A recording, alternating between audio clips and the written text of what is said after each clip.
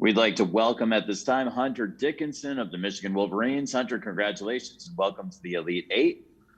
Thanks for joining us this afternoon. We're going to open things up to questions. Let's begin with Teddy Gutkin from Michigan Daily. Hey, Hunter, could you talk a little bit about how Austin's helped you adjust to the NCAA tournament this year?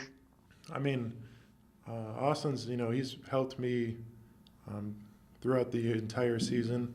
Obviously, being a guy who's been here for 5 years, you've got some experience. And so for me, I try to get information from everybody on the team, but especially Austin because, he's a big man like me. And so, that's somebody who I go to when I don't have the answer for, certain things, or if I'm not sure what to do, Austin usually knows what to do. So I try to follow behind him.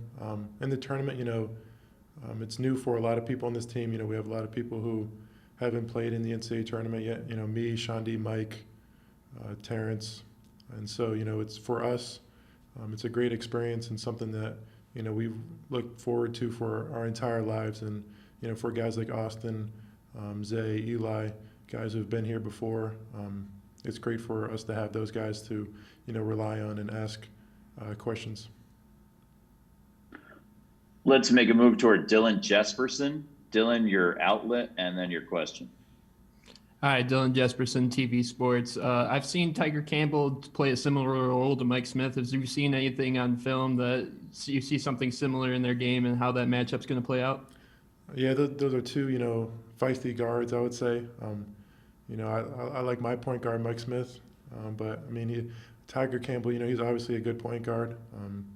He's a facilitator for them. He runs the show, and that's obviously somebody that, we got a key on, and somebody that, can play a huge role in the game, and somebody that we would like to try to limit out there. Next up, let's take a question from Anthony Broom, SB Nation.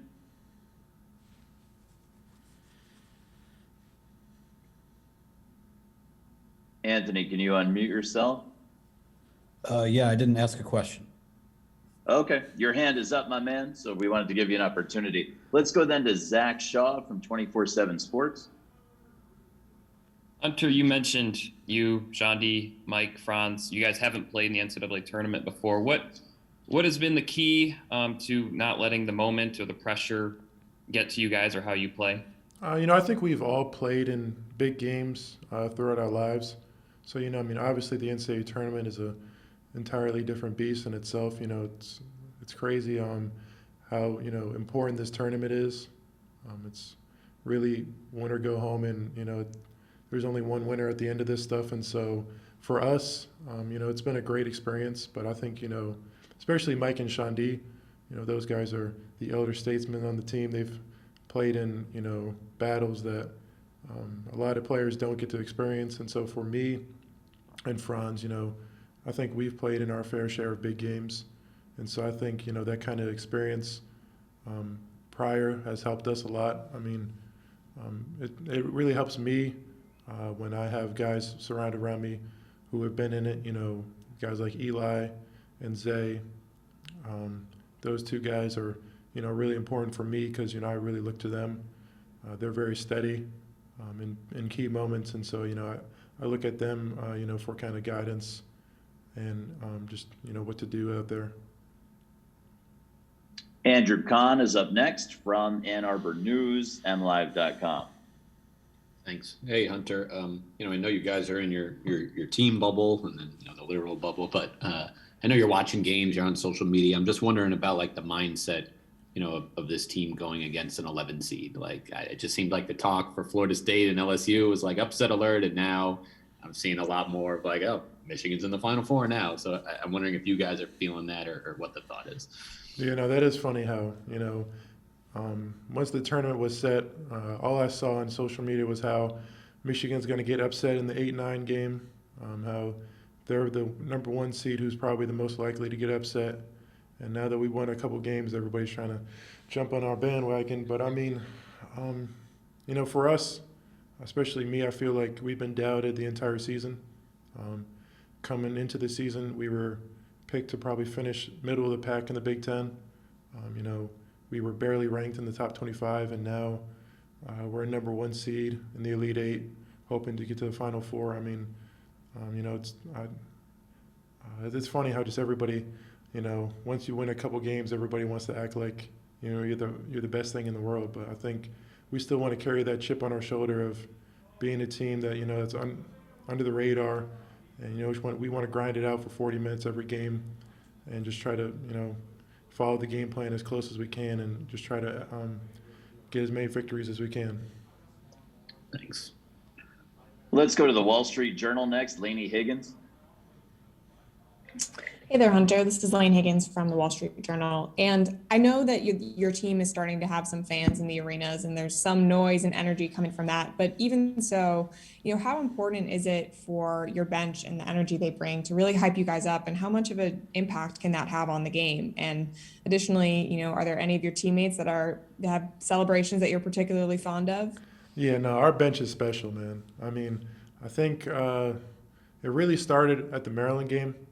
When we played at Maryland, I think that's when, that bench mob kind of term really came about. And I think, everybody on the bench really embraced it. And for me, a player who starts and plays a lot of minutes, that's something that I'm really grateful for and really appreciative. I mean, it probably goes unnoticed to a lot of people, but for a player who's out on the floor, I mean, we can hear our bench because usually in the early part of the season, when we didn't have fans, the arena was pretty quiet. And so especially when we had that kind of bench kind of talk, it was really important for us.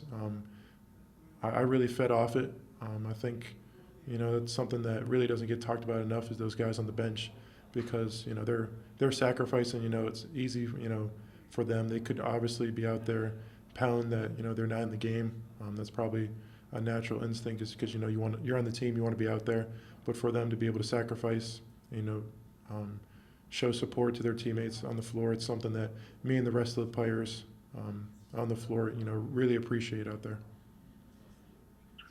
Hunter, we have a question from email address, but I can't tell who the person is. So my curiosity is piqued. It's wojofan@aol.com. Your name and media outlet, please, Wojofan. It's Bob Winowski, Detroit News. Sorry about hey, Bob. That's okay. Old school AOL email. Hey, Hunter, I'm wondering because you guys talk so much about selflessness, and it's a big thing for Juwan Howard to have players as selfless. What does he do to instill that? Because you guys, basketball can be a very individualistic sport, especially now with transfer portals and everything else. What does he do that you guys really do not seem to care who gets what attention? I think it really comes from him. Like you said, Coach Howard's a really selfless individual, and I think that's something that really stood out to me on my visit was, how good of a person he was, and I think that really just kind of just wears off on the team. I mean, it's easy to kind of just embrace that when you got guys who are willing to play for each other. I mean, I think everybody on the team is really kind of accepted their roles. And I think that just makes it so much easier. When you know what your role is and what you're supposed to do on the team, it doesn't really surprise you when somebody's really getting the shine. Like, I know that for me on this team, I need to be inside presence, offensively and defensively. And so, when I'm in there, I try to do my best to open up the game for others. When I'm in there, I know that if they double team me, I got to kick it out to my open teammates because that's what I do. I'm the dominant presence inside, and so when teams try to come and double and triple team me, I have to give it up for my teammates because I know they do the same for me. Thank you, Hunter. We do have 1 or 2 more minutes left if there's any further questions or final questions for Hunter Dickinson of Michigan. Looks like there are. Let's go back to James Hawkins. Hey, Hunter, you kind of mentioned about how, people were picking you guys to have an early exit and how people were doubting you all season. It's maybe a similar thing with UCLA as an 11 seed. I guess, what have you seen from them and maybe what concerns you about them? I mean, they're obviously a great team. There's a reason why they're here. And so I think we're treating them with a lot of respect because they deserve it. They're really well coached. They're really scrappy and grimy. And they just play the right way. And so for us, I think we've done a really good job of staying locked into every opponent all season. And especially at this point of the season, you can throw those seedings out. They don't matter anymore. Every team is here for a reason. Every team here has beat a team that's pretty good. And so obviously every team, kind of deserves to be where they are. And so for us, we're not really looking at them as 11 seed. We're looking at them as another Elite Eight team. And so I think as long as we keep that mindset, we should not really be caught by surprise when they start making shots or play really well offensively and defensively. I think, the respect that we're giving them because they earned it and they deserve it is something that, we try to do with every opponent. Bob Wojnowski, did you have a follow-up from Detroit News? Yeah, yes, please. I was wondering, we hear Juwan talk about for competitors only and other sort of phrases and slogans like that. Which ones does he have that resonates with you guys, and where do they come from, do you think? Yeah, no, I definitely love the for competitors only. That's just so true about him as a person. He's a competitor in everything he does. As long as there's time on the clock, he's going to coach as hard as he can, and he expects his players to play as hard as he can. And I think that's something that everybody on the team's embraced, is that for competitors only mentality. And I think that's really gotten us far. Something that he's really preached lately is empty the tank. I think it's, a very good quote because, with our season, there's only a possibility of 3 more games, right? I think. Yeah. Okay, good. Yeah, only 3 more games. It's 120 minutes of basketball left for the entire season. And for us, a team that's really close, this is going to be the last time that we all play as a unit. And for me, I really love these guys. And so I don't really want it to end. I know it's going to end at some point, but, for me, I want to do everything I can to get the full 120 minutes of game that we have potentially left. And so empty the tank is something that really resonates with me because you have to give it your all because there's really nothing to save it for.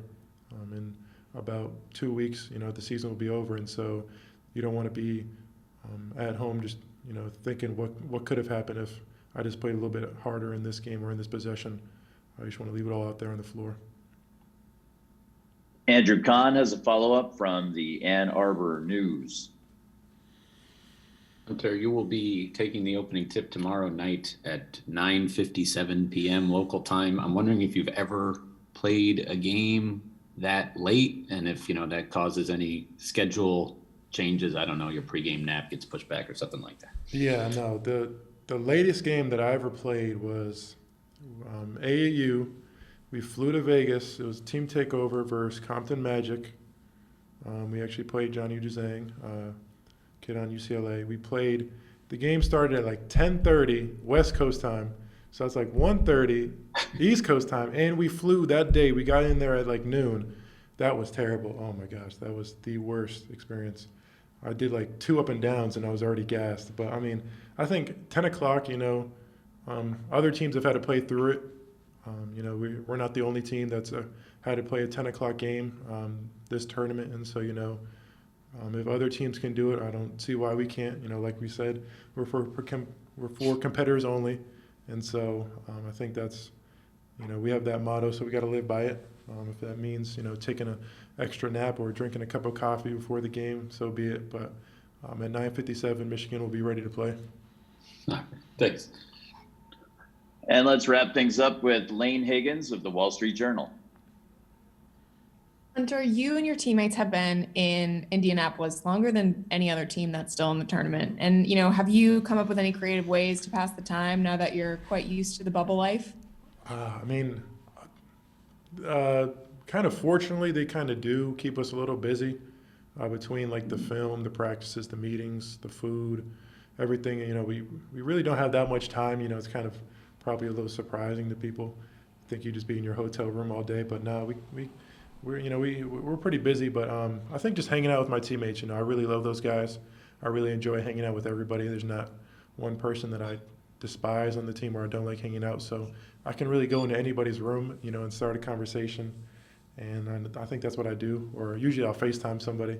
I'll be too busy or too lazy to go to their room, so I'll just FaceTime them and talk to them about nothing really. But, just hanging around your teammates and talking to them is really what I enjoy because, these guys are my brothers, and I just enjoy hanging around them and talking to them. And that's really what we've done all season, so why stop?